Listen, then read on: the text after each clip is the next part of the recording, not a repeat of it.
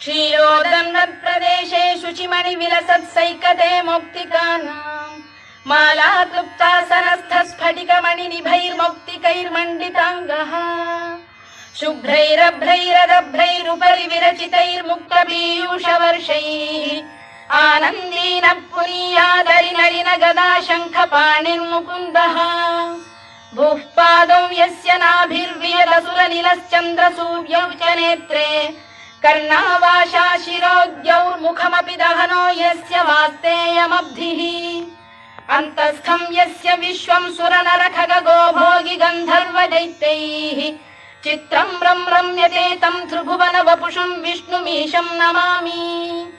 ॐ नमो भगवते वासुदेवाय।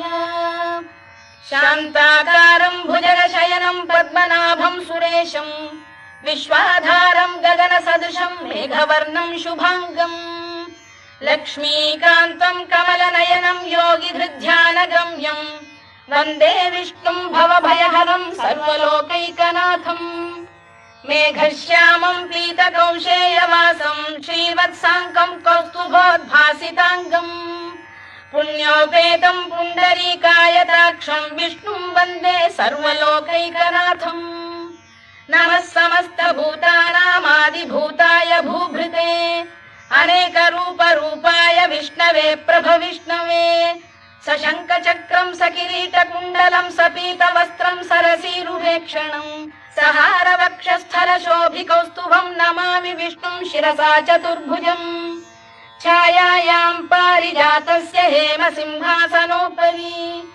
आसीनमम्बुदश्याममायताक्षमलङ्कृतम् चन्द्राननं चतुर्बाहुं श्रीवत्साङ्कितवक्षसम् रुक्मिणी सत्यभामाभ्यां सहितं कृष्णमाश्रये।